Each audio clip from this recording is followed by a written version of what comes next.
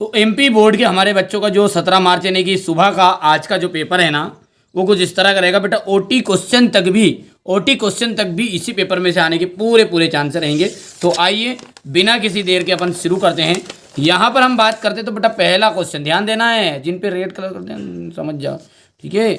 यहाँ पर विलयन की चालकता जो निर्भर करती है बेटा, यहाँ पर ये ऑप्शन गलत है, विकिरण पर निर्भर करती है। किस पर निर्भर करती है? विकिरण इसका एकदम राइट रहेगा। क्या रहेगा इसका आंसर? विकिरण।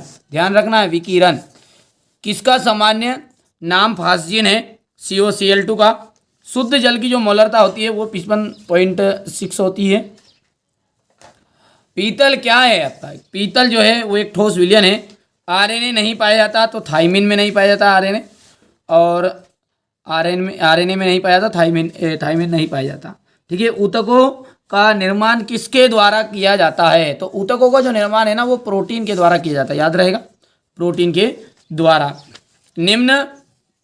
निम्नलिखित, यहाँ पर देख सकते निम्नलिखित हो गया। तो यहाँ से अपन देखे बेटा ये इंग्लिश मीडियम वाले बच्चों का हो जाएगा यहाँ से, ठीक है। ये हो गया इतना, बड़ी रिसर्च के बाद बता रहा हूँ, बाकी तुम्हारी मर्जी, करो नहीं करो। ओटी क्वेश्चन तक भी आने के पूरे पूरे चांस है इसमें से, बाकी आपकी मर्जी बेटा। अब जिनको भरोसा ही नहीं है वो क्या करें, ठीक है। विटामिन B2 का जो रासायनिक नाम है वो क्या है? राइबोफ्लेविन। 2,4,6 ट्राई नाइट्रोफिनॉल क्या कहलाता है? पिक्रिक अम्ल कहलाता है। क्या कहलाता है? पिक्रिक अम्ल। मेथिल एथिल एमीन से कैसा होता है? प्रबल क्षारीय होता है। जल की जो मोलरता होती है वो 55.6 होती है। कितनी होती है? 55.6 है। मानक हाइड्रोजन इलेक्ट्रोड का विभव, कितना होता है? 0 होता है, ठीक है। Ni2 धनायन का जो रंग होता है हरा या पीला होता है, यहाँ पर अपन बात करें तो ये क्वेश्चन नंबर 2 रहेगा आपका, हो गया। यहाँ पर अपन बात करें सत्य और असत्य की, तो यहाँ पर अपन देखते हैं मेथिल एल्कोहल प्राथमिक एल्कोहल है। मेथिल जो एल्कोहल है प्राथमिक एल्कोहल है, बिल्कुल सत्य बात है आपकी। मेथिल एल्कोहल प्राथमिक एल्कोहल है। एंजाइम जो होते हैं प्रोटीन होते हैं, तो एंजाइम जो होते हैं प्रोटीन होते हैं, सत्य बात है ये। ईथर ज्वलनशील होते हैं, तो ईथर ज्वलनशील होते हैं, सत्य बात है। प्रोटीन की कमी से रोग नहीं होते हैं, तो प्रोटीन की कमी से रोग होते हैं भैया? नहीं होते बोल रहा है, इसलिए सत्य बात होगी। सबू 16 के तत्व हेलोजन कहलाते हैं, तो ये आपका असत्य हो जाएगा। स्टार्च जो है कृत्रिम बहुलक है, क्या? तो ये सत्य हो गया आपका, रहेगा इतनी चीज़ें। यहाँ पर अपन बात करें ये क्वेश्चन नंबर 3 है, तो ये आपका हो जाएगा पहले तो ट्रू, दूसरा आपका जो रहेगा वो भी ट्रू है,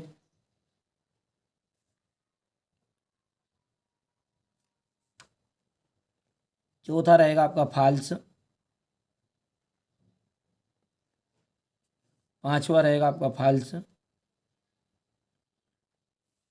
छठा रहने वाला है फॉल्स। हो गया भैया? जी हो गया। अब हम बात करें क्वेश्चन नंबर, अंतिम वाला ट्रू है ना।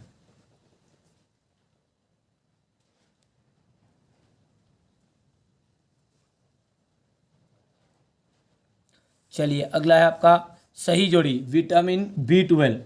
देखो विटामिन जो B12 है इसका जाएगा कोबाल्ट, इसका आंसर आ जाएगा आपका कोबाल्ट। सुक्रोज का जाएगा, देखो यहाँ पर सुक्रोज का जो फॉर्मूला है ना ये आपका 55 नहीं है, 55 नहीं है, 22 है। ये क्या है? 22, याद रख लोगे। ये आपका हो जाएगा दूसरा। सुक्रोज के बाद में जाएगा ROR, ईथर का। प्राथमिक एमीन के अंतर्गत आ जाएगा RNH2 और कार्बिल एमीन परीक्षण, ये हो जाएगा प्राथमिक एमीन। आया? समझ में नहीं आया भैया? यहाँ पर जल में विलेय एक आपका एक्स्ट्रा है, रह जाएगा भैया। आगे बढ़ते हैं, मैं प्रॉपर आपकी तैयारी करूँगा, प्रॉपर, घबराना नहीं है। बाकी अब आगे आपकी मर्जी बेटा, आप रिस्पॉन्स दोगे अच्छी तरीके से, थोड़े बहुत अच्छी जानता नहीं तो कम से कम 5-4 हज़ार व्यू आएंगे, इस पर हाँ कि 5-4 हज़ार बच्चों का प्यार मिलेगा इस वीडियो को तो मैं आगे दूसरा वीडियो लाऊंगा, नहीं तो भाई साहब भले ही धरा कर ही जाइए।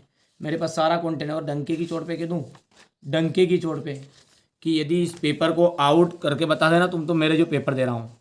ठीक है भैया, ये आपका हो जाएगा सेट बी। इसके बाद में सी भी है और डी भी है। पर दादा वैसे ही नहीं आएगा ये पेपर, थोड़ा अच्छा रिस्पॉन्स दोगे तो भी दूंगा, कोई मतलब नहीं तो फालतू तुम्हारे लिए इतना टाइम समय नहीं है दादा। 10th क्लास को पढ़ाएंगे, क्योंकि क्या है अपन ने मेहनत की थी बायोलॉजी में, अपना 75% आया। पर फालतू की बातें करते हो कमेंट में कि नहीं फेक है ना, ये तुम्हारे बाप की ताकत नहीं है पेपर देने की। नहीं, तुम्हारे बाप की ताकत है तो तुम दे दो, सीधी सी बात ये। तुम में इतनी क्वालिटी हो तो तुम 12th में मरते नहीं अब लग, ढोर के ढोर। ठीक है भैया, तो सीधी सी बात है। गुस्सा आता है बेटा, गुस्सा इसलिए आता है क्योंकि मेहनत किसके लिए कर रहा हूँ, आपके लिए कर रहा हूँ। अब आपने तो नहीं की कमेंट जो देख रहा, पर कई बच्चे मूर्ख है ना, उनके लिए क्या करूँ मैं। बाकी मर्जी, रिस्पॉन्स मिलेगा तो बनूंगा दादा, इतना टाइम नहीं अपने पास फालतू, मरो कहीं पे भी जाके। विटामिन B12, विटामिन B12 का आपका आ जाएगा कोबाल्ट। दूसरे का जाएगा यहाँ पर ये 22 ही। ROR का जाएगा ईथर। चौथा आ जाएगा आपका यहाँ पर RNH2।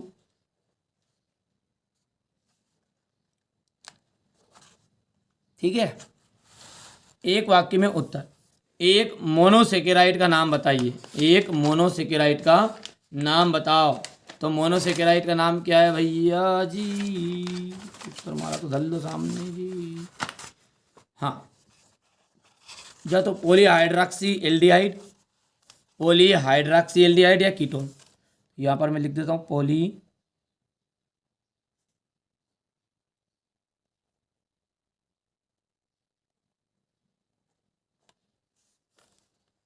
पॉलीहाइड्रॉक्सी एल्डिहाइड, या फिर दूसरा नाम है इसका कीटोन। आइडोफार्म का सूत्र लिखिए, आइडोफार्म का सूत्र। ठीक है, आइडोफार्म का सूत्र है CH3। सेल का EMF किसके द्वारा मापते हैं, विभव मापी द्वारा, विभव मापी द्वारा। एमिनो एसिड का बहुलक एक का नाम लिखिए। तो एमिनो एसिड बहुलक का नाम है प्रोटीन।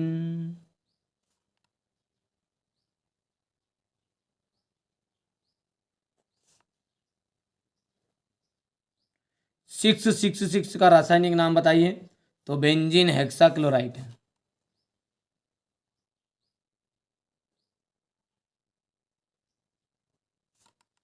बेंजीन हेक्सा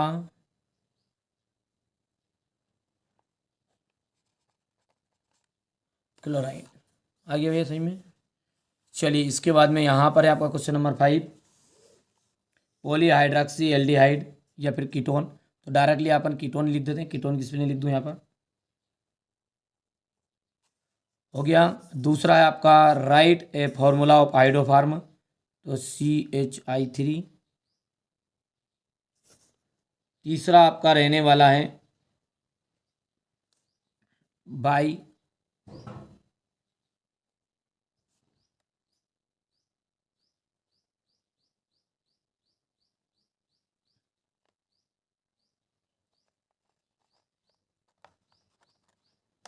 हो गया। और इसका जाएगा प्रोटीन, पांचवे का प्रोटीन किस पे लिख देता हूँ PR है, PI प्रोटीन। और इसका जाएगा बेंजीन हेक्साइड हेक्साक्लोराइड।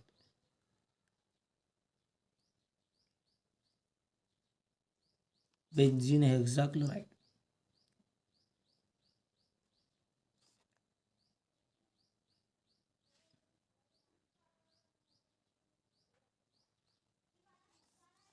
हो गया भैया, ये क्वेश्चन नंबर आपका 5 हो गया है। हो गया। चलिए, इसके बाद में अपन देखते हैं सेल स्थिरांक किसे कहते हैं। यहाँ से क्वेश्चन आंसर देख सकते हैं। और यहाँ तक जो बच्चा जुड़ा हुआ है ना, देख लो समझ लो। डंके के चोट पे कह दूँ कि पेपर आउट चला गया ना तो आज के बाद वीडियो नहीं बनाऊंगा। अब आप कहोगे नहीं हमारा तो पेपर हो जाएगा, जिसके बाद क्या करोगे। तो बेटा देखो, अब क्या कर सकता हूँ, तुमको भरोसा नहीं तो मत देखो, सीधी सी बात है। भरोसा है तो करके जाना है। मैंने कह दिया कि एक ही वीडियो में आपको 45 से 50 नंबर कवर करा दूंगा तो करा दूँ, बाकी मर्जी आपकी। ये सेल स्ट्रांग किसे कहते हैं, लोहे पर जंग लगने वाला। लवन से तो उसके 2 कार्य ओके करके जाना है। 3D तत्व के लिए सामान्य इलेक्ट्रॉनिक विन्यास लिखना। डी और एफ ब्लॉक के तत्व में अंतर। संकुल यौगिकों के लिए परिभाषित करना है। प्रभावी परमाणु संख्या, लिगेंड, उपसहसंयोजी यौगिकों के लिए परिभाषित कीजिए। उपसंयोजन संख्या, ऑक्सीकरण संख्या। IUPAC नाम देना है। देखो सहसंयोजी यौगिकों का सूत्र लिखना है यहाँ तो। ये अभिक्रियाओं को पूर्ण करो 11वीं वाले को। यहाँ पर देख सकते हैं अपन ये सेंड मेयर अभिक्रिया को परिभाषित करो। शून्य कोटि की अभिक्रिया और आणविकता में कोई 3 अंतर। अभिक्रिया की दर और दर स्थिरांक में कोई 3 अंतर। यहाँ पर आपका क्वेश्चन नंबर 14 हो जाएगा। ये आपका 15 हो गया है, हो गया 15 के बाद में यहाँ पर है क्वेश्चन नंबर 15 का अथवा विलियम सम संश्लेषण द्वारा ईथर की विधि का रासायनिक समीकरण लिखिए। RNA और DNA में कोई 3 अंतर। गोलाकार प्रोटीन और रेशेदार प्रोटीन में कोई 3 अंतर बताना है। माइकल फेराडे के नियमों की व्याख्या कीजिए। छद्म एकाणुक अभिक्रिया को उदाहरण से देख लीजिएगा। शून्य कोटि अभिक्रिया को उदाहरण से समझाइए। विद्युत रासायनिक श्रेणी क्या है, इसकी उपयोगिता भी लिखिए। कार्बोहाइड्रेट एवं विटामिन किसे कहते हैं, कार्बोहाइड्रेट के कार्य। प्रयोगशाला में एसीटोन बनाने की विधि। और ये रह जाएगा आपका मोनोसेकेराइड और डाइसेकेराइड। ठीक है, ये DNA और RNA में अंतर। DNA उंगली छापन क्या है, हो गया।